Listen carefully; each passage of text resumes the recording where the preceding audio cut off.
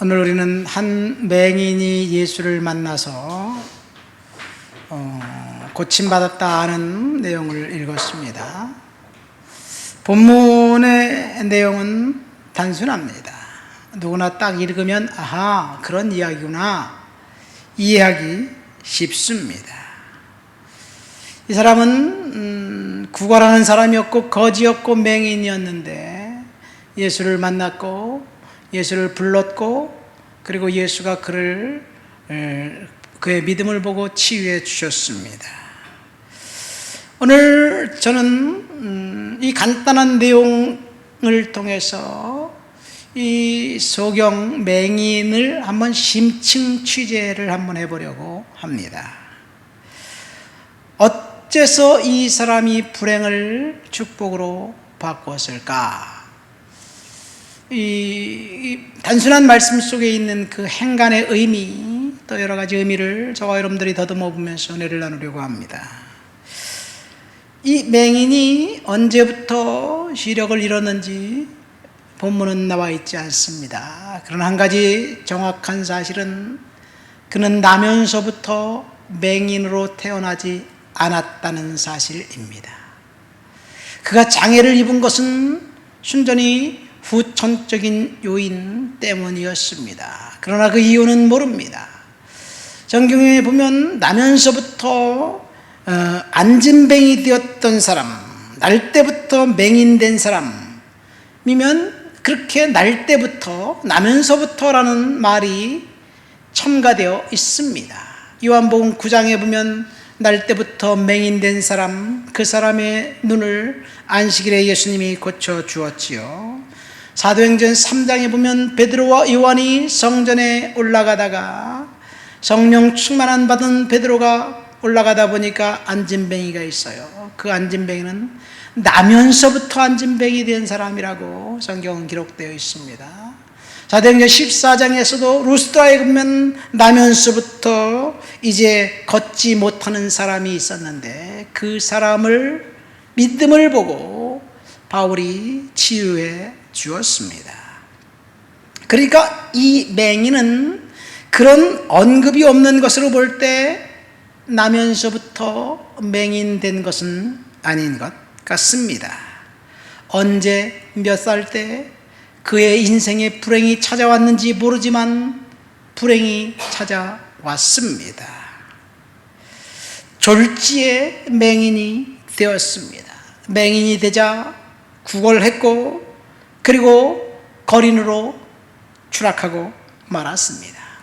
근데 마가복음에 보면 그 사람의 이름을 밝힙니다. 이 사람의 이름은 디메오의 아들 바디메오라고 그 사람의 이름을 밝힙니다. 여기서 우리는 한 가지 더 힌트를 얻을 수 있습니다.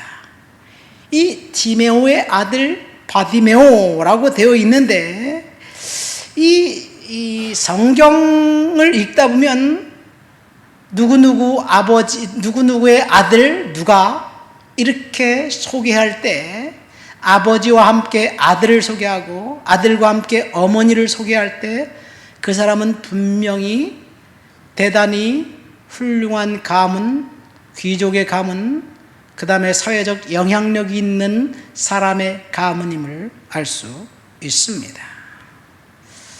이 누구누구의 아들이라고 신약 성경에 기록될 때는 두 가지예요. 첫 번째, 똑같은 이름이 많기 때문에 구분하기 위해서. 예수님의 제자가 12명 있잖아요. 근데 야고보가 하필이면 2명이야. 큰 야고보, 작은 야고보. 우린 그 A, B로 나누잖아요. 박미정 A, 박미정 B. 이렇게 나눈잖아요. 여기는 이 유다는 알페오의 아들 야고보, 그냥 야고보.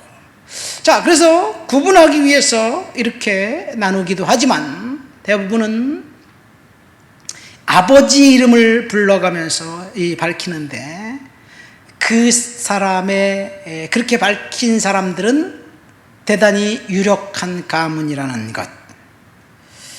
이 열왕기하 18장과 역대하 29장에 보면 히스기야라는 왕을 소개하면서 이렇게 소개합니다. 이스라엘 왕 엘라의 아들 호세아 제3년에 유다 왕 아스의 아들 히스기야가 왕이 되었다. 그러니까 이 엘라의 아들 호세아, 아스의 아들 히스기야, 이 아버지와 아들을 함께 열거한 사람들은 다 왕들입니다. 그가 왕이 될 때 나이가 25세라 예루살렘에서 29년간을 다스리니라. 그의 어머니의 이름은 아비야요 스가랴의 딸이더라. 히스기야는 어머니의 이름까지 언급합니다. 왜 어머니 이름을 언급하냐? 역대기에서는 히스기야를 설명하면서 아버지 이름을 싹 뺍니다. 물론 아버지 아스 왕의 행적도 역대기에 있긴 있어요. 왜 그러냐면 이 아스 왕은 아주 사악한 왕이었기 때문입니다. 이처럼 구약 성경에서 누구누구의 아들로 소개할 때 그 가문은 대단히 유력한 가문임을 우리는 알 수 있습니다. 그렇다면 이 디메오의 아들 바디메오는 왜 아버지의 이름과 함께 아들의 이름을 언급했지? 라고 볼 때 바디메오라는 사람이, 구거라는 사람이 또 다른 바디메오가 그 옆에 있기 때문에 아버지 이름을 언급한 것이 아닙니다. 그러니까 그는 어느 날 갑자기 불행을 경험했던 사람이었습니다. 본문을 통해서 우리는 기도에 대해서 한번 생각해 보게 될 것입니다. 자, 이 디메오의 아들 바디메오, 그는 어느 날 갑자기 눈을 뜨지 못하게 되었습니다. 그 결과 그의 인생이 나락으로 떨어졌습니다. 아마도 그의 아버지 디메오는 그 지방의 유력한 사람이었는데 죄송합니다. 아들의 질병을 치료하기 위해서 재산을 다 탕진한 것 같습니다. 어느 날 아들이 질병이 걸려서 시름시름 앓고 시력을 잃어가니까 재산을 팔고 아들의 병을 치료하기 위해서 이 사람 저 사람 만나면서 다 쓰고 결국 가진 것 다 날려버리고 구걸할 수밖에 없는 그런 상황이 되지 않았을까? 이런 이야기를 우리는 추론해 볼 수 있습니다. 그런데 이 불행이 디메오 가정에 축복이 되었다는 사실입니다. 어쩌면 이 이야기는 우리들의 이야기일 수도 있습니다. 하나님께 기도하면서 사업하던 우리 장로님 공장에 느닷없이 하마가 핥히고 간 다음 인생이 바뀌었습니다. 건강하던 육체에 질병이 찾아와 어떤 사람은 인생이 바뀌기도 하고 결혼 생활을 잘 영위해 가고 있는 것 같은 자녀들의 이 다툼과 분쟁과 여러 가지 소문이 들릴 때 가슴이 아픕니다.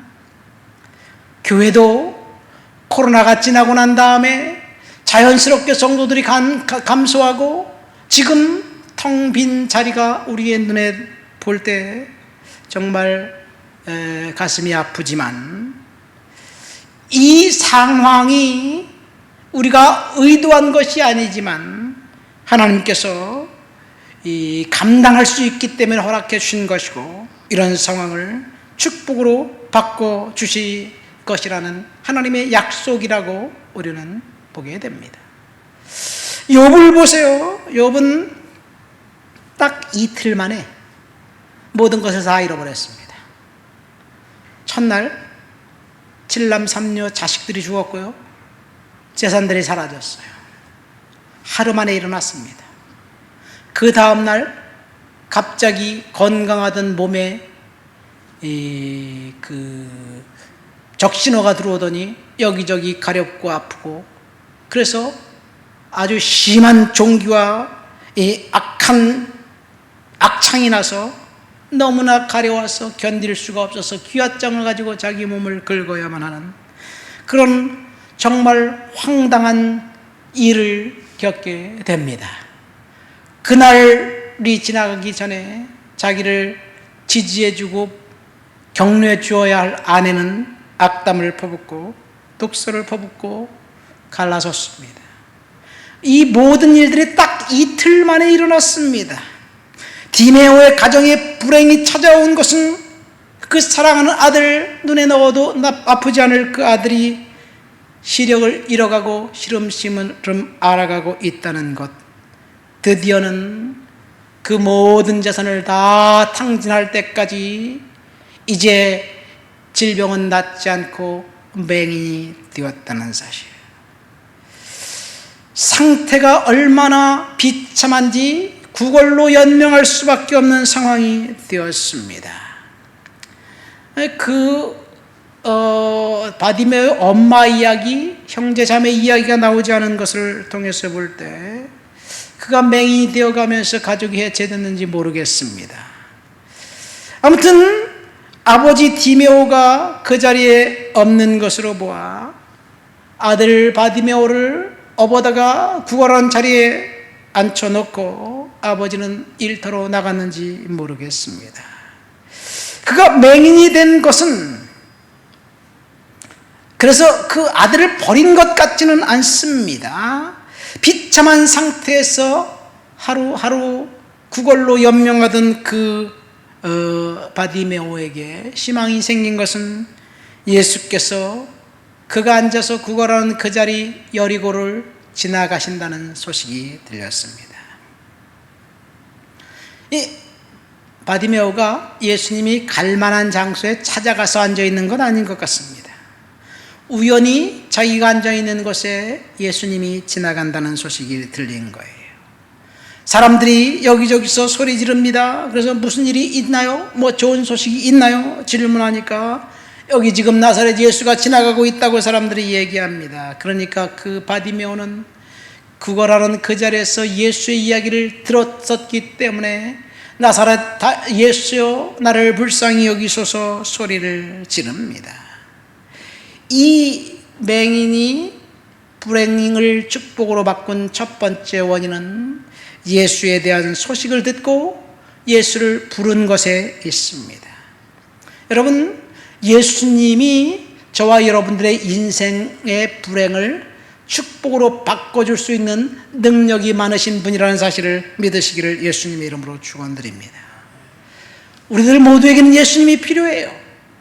예수 천당 불신 지옥이 그 슬로건이 복음입니다. 그런데 어찌된 영문인지 오늘날에는 그 슬로건이 사람들의 귀에 거슬리게 들립니다.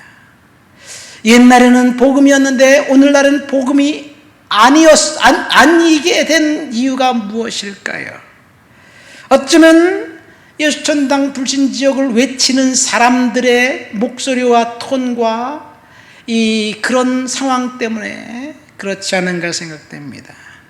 출퇴근 시간, 바쁜 시간에 누군가가 예수천당 불신지옥을 외친다면 저게 복음이라고 듣는 사람이 과연 얼마나 들을까? 예수 안 믿으면 지옥 간다고? 그 뒷말만 들으면서 저주와 독설로 사람들이 듣게 되지 않을까 생각됩니다. 짜증나는 소리로 들리지 않을까 생각됩니다. 게다가 예수를 우리만 전하는 것이 아니라 이단도 예수를 전하면서 예수의 이름이 오염되어 있습니다.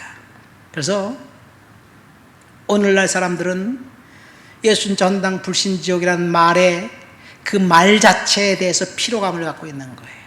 그 말을 들으면 희망이 생기고 소망이 생기고 예수를 믿어야 되겠다는 희망이 생기는 것이 아니라 그 말을 들으면 저주와 악담으로 해석해서 짜증이 나고 그렇게 돼 있는 거예요. 어쩌면 예수님이 문제가 아니라 예수를 전하는 사람들의 문제 때문에 그렇지요. 교회가 아집과 독선의 그 단체라고 사람들은 매도하면서 왜 예수만 믿어야지 구원받느냐고 저항합니다.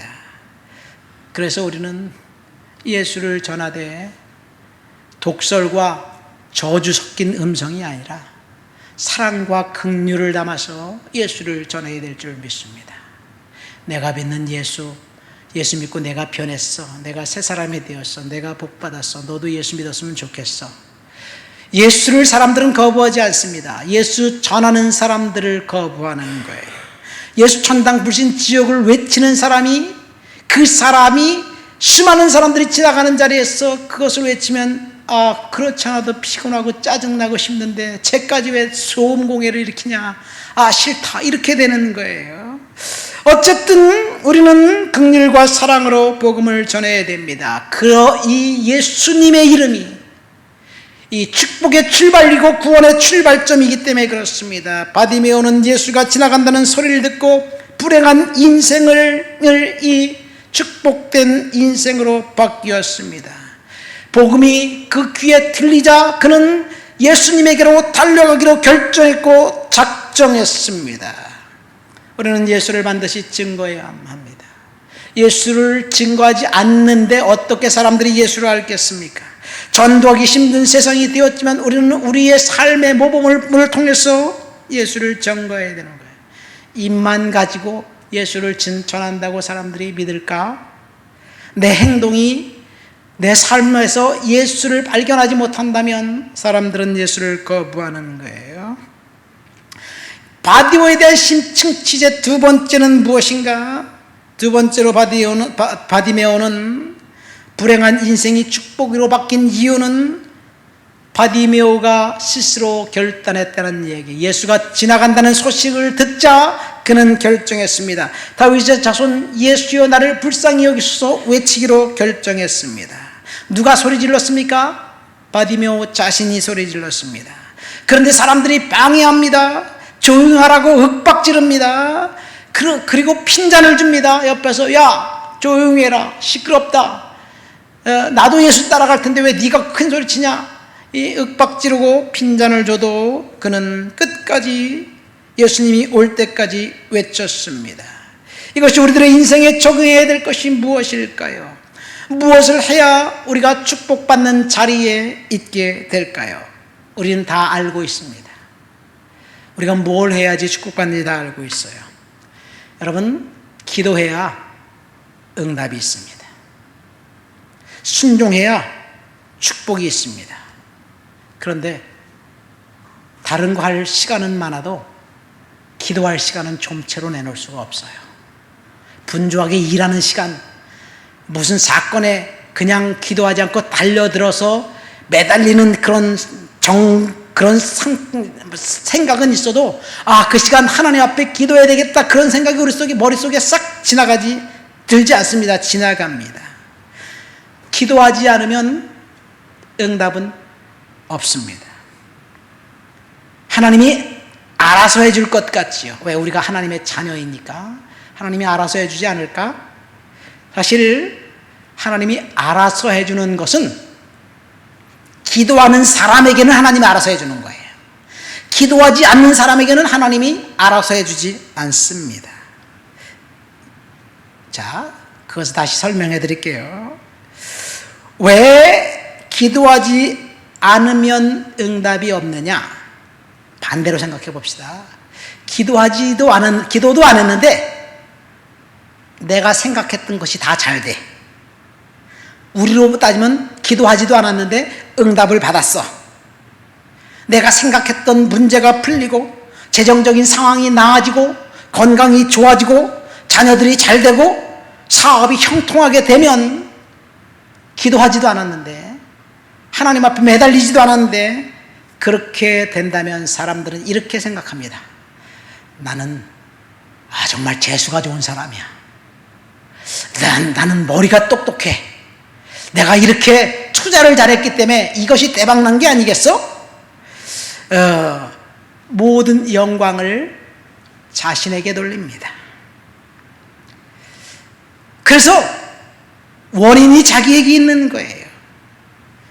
하나님이 없어도 축복받을 수 있다는 그런 오해를 하게 됩니다.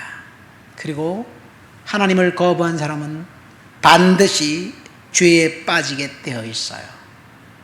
시간이 있고 돈이 있으면 자기가 원하는 대로 뭔가 잘 되면 한눈을 팔게 되어 있습니다. 그러니까 축복은 기도하지 않았는데 아는 사람에게 오는 축복은 저주예요, 사실은. 왜? 그 축복 때문에 하나님을 멸시하고 하나님을 거부하고 하나님을 믿지 않기 때문에 그렇습니다. 그러니까 기도하지 않으면 축복은 없고 응답은 없습니다. 기도하지 않는 자에게 하나님이 복 주시지 않습니다. 재정적인 축복도 마찬가지입니다. 하나님께 우리는 순종하고 축복의 씨앗을 심어야 합니다. 하나님이 주시겠다고 약속한 씨앗을 심으면 그 씨앗이 열매를 맺게 되어 있는데 우리는 항상 돈이 부족합니다. 순종할 수 있는 조건이 안 돼요. 내가 쓸 것은 있어도 하나님께 드릴 것은 없습니다. 매달 적자입니다. 저도 그렇게 살아요. 그런데요, 자기 자신을 위해서는, 품위를 위해서는 쓸 돈은 항상 있어요. 하나님께 바칠, 헌금할 돈, 순종할 돈은 없어도 말입니다. 남들처럼 사치하고 낭비하지 않더라도 꿀리게 살진 말아야지 라고 생각하는 것이 우리의 인생입니다. 바디메오를 보십시오. 그는 예수가 지나간다는 소리를 듣고 예수를 만날 때까지 소리쳤습니다. 이것은 기도입니다. 주님을 만날 때까지, 응답이 임할 때까지 우리가 기도하면, 낙심하지 않고 하나님을 부르면 기도 응답은 받지 못할 것이 하나도 없습니다. 모든 기도는 응답받게 돼 있어요. 물론 때때로 하나님이 내가 원하는 대로 응답해 주지 않는 것도 있어서 우리가 헷갈리는데, 맹인 바디메오를 보십시오. 예수를 만나려는 열정이 결국 그를 불행을 축복으로 바꾸었습니다. 그가 나사렛 예수여 나를 불쌍히 여기소서 외치는데 예수님이 들은 척도 하지 않습니다. 사람들은 그를 조롱하고 비난하고 부르기를 멈추라고 이야기합니다. 그래서 바디메오는 더 크게, 더 요란스럽게 예수를 부르는 거예요. 더 열심히, 더 적극적으로 주님을 찾았습니다. 여러분, 바디메오는 예수님을 부르는데 응답이 없어도 상관이 없었습니다. 또 부르면 됩니다. 사람들이 방해해도 상관이 없습니다. 사람들은 바디메오가 예수님을 찾고 부르는데 방해를 했어요. 이것을 기도에 적용해 본다면 우리가 기도할 때 사람들이 도와줄까요? 물론 기도 응답은 하나님이 직접 해주시지 않는 게 사람을 통해서 일하셔요. 내가 재정적인 필요가 있다고 하나님 앞에 기도할 때 나에게 돈을 갖다 주는 건 사람이에요. 그렇죠? 내가 땀 흘려 일해서 돈을 벌을 수도 있고 어쨌든 사람입니다. 기도했더니 누수가 나서 기도했더니 까닭없이 3층에서 소송을 걸었잖아요. 그런데 수리비를 줬어요. 받았어요. 어쨌든 간에 뭐 다 받진 못했지만 어쨌든 하나님이 역사하시는 거예요. 사람을 통해서 하나님이 일하십니다. 그래서 사람들이 도와줍니다. 근데 사실 그 경우 그 사람이 도와준 게 아니라 하나님이 하신 일이에요. 하나님이 사람을 통해서 역사하신 거예요. 그 사람은 하나님의 심부름꾼 역할만 한 것이에요.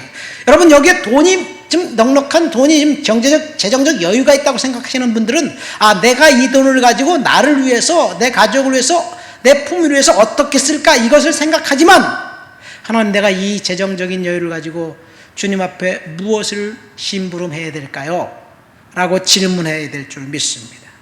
무엇을 통해서 무엇을 해야 하나님의 영광을 받으실 일인가요? 이렇게 기도하면 하나님이 분명하게 우리들에게 심부름할 수 있는 기회를 주십니다. 그래서 내가 갖고 있는 것 가지고 다른 사람들을 섬기는 거예요. 그러면 그건 내가 한 일이 아니라 하나님이 하신 일입니다. 바디메오를 보십시오. 예수님을 찾고 부르는데 사람들은 방해합니다. 맹인을 도와줘서 그를 예수님의 곁으로 데려갈 것 같은데 사람들은 전부 다 거부했습니다. 하나같이 조용해라, 시끄럽다, 짜증난다, 핀잔만 줬습니다. 사람들은 한 명도 바디메오를 도와주지 않았습니다. 여기서 우리는 두 가지를 알 수 있습니다. 내가 기도할 때 나를 사람들이 도와줄까? 그러니까 기도할 때 사람들을 기대하지 말라는 얘기예요. 우리 많이 했잖아요.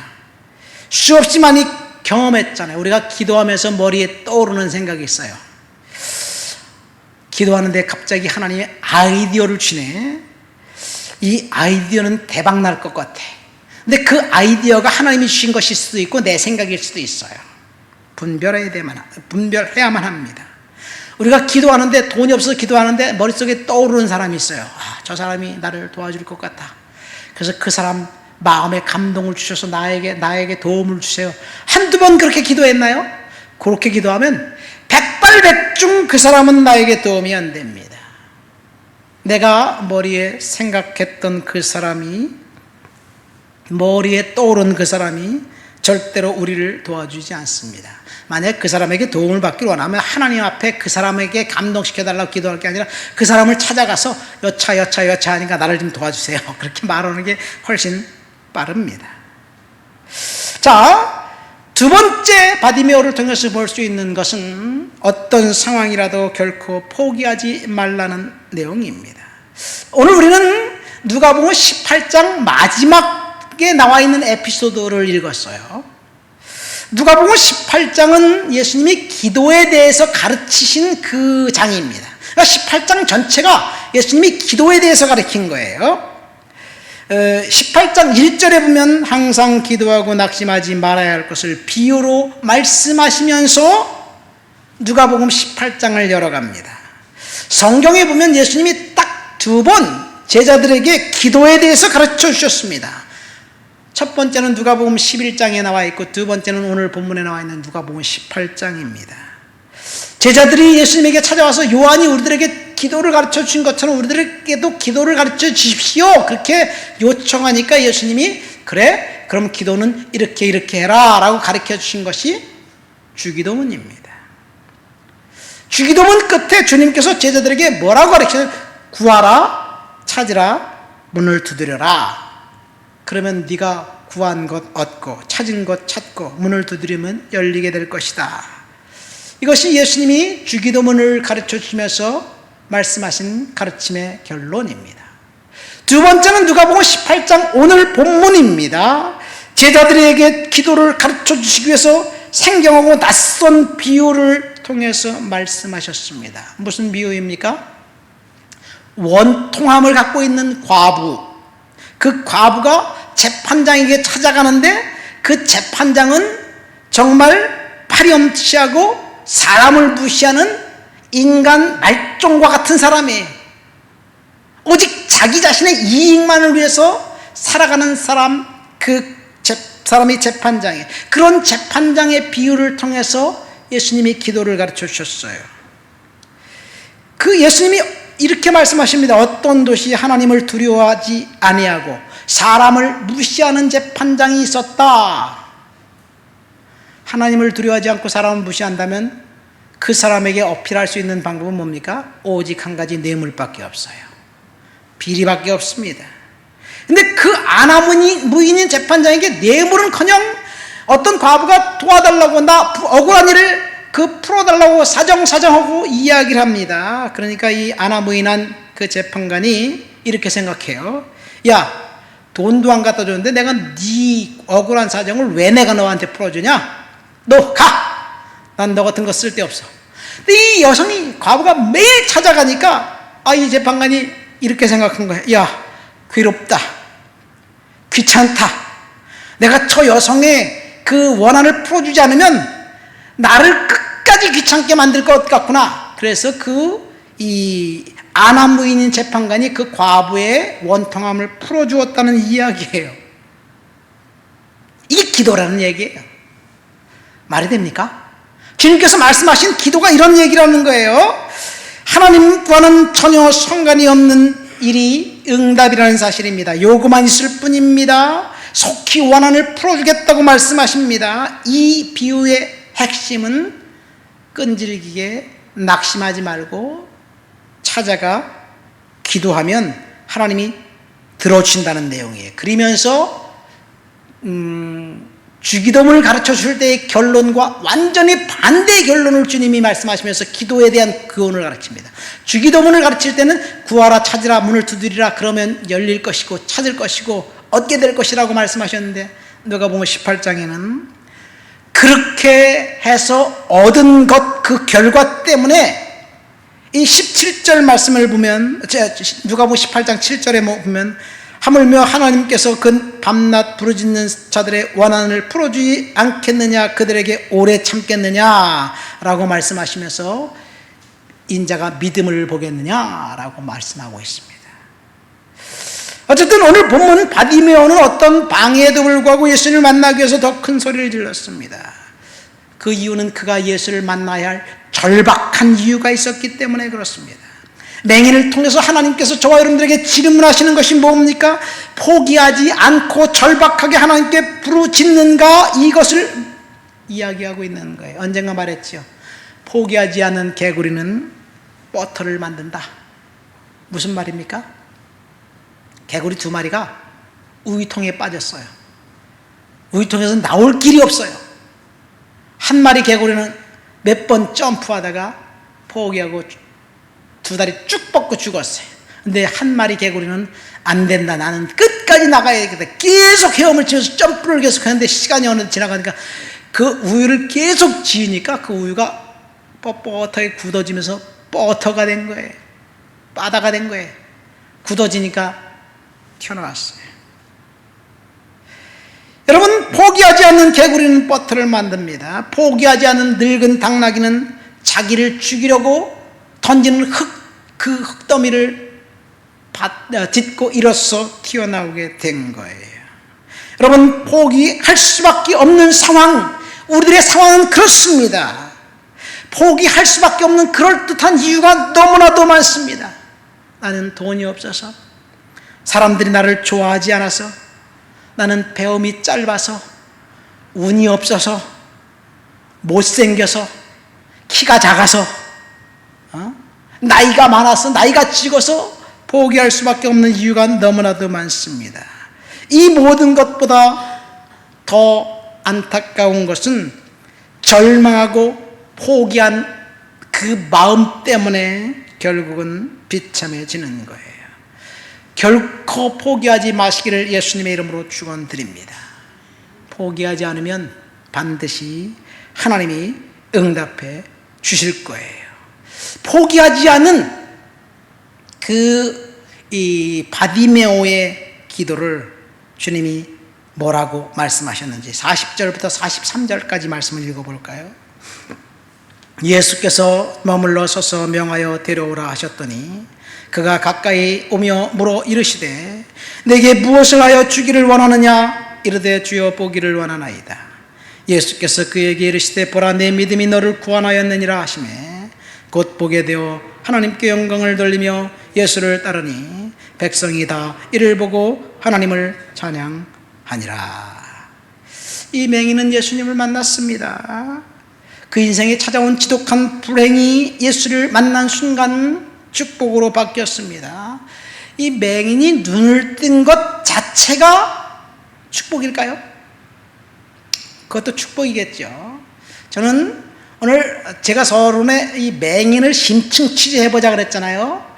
눈을 뜬 것 자체가 축복이면 불행이 안 찾아왔으면 재산도 잃지 않고 맹인도 되지 않고 그랬지 않았을까? 불행이 찾아오게 하고 난 다음에 그 불행을 해서 건져준 게 그게 뭐가 축복이냐? 진짜 하나님이 살아계시다면 병 걸리지 않고 건강한 육신 가지고 살게 하셔야 하는 게 축복이지, 이런 생각도 하게 됩니다. 자, 만약에 이 맹인이 병이 찾아오지 않았어요. 그래서 맹인이 장님이 되지 않았어요. 그러면 그는 디메오 아들 바디메오로 그 지역의 유력한 그 가문의 그 후계자로서 성공적인 인생을 살았음에 틀림없습니다. 그것이 우리가 볼 때 맹인으로 있다가 눈 뜬 것보다 훨씬 더 축복입니다. 그렇죠? 그렇다면 이 사람의 이야기는 성경에 나와 있지 않습니다. 이 사람의 이야기는 불행한 경험 때문에 마태, 마가, 누가복음 세 복음에 다 나왔어요.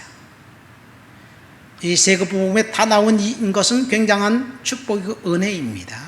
그것보다 더 놀라운 축복은 이 바디메오를 심층 취재하고 보니까 한 가지를 제가 더 발견했어요.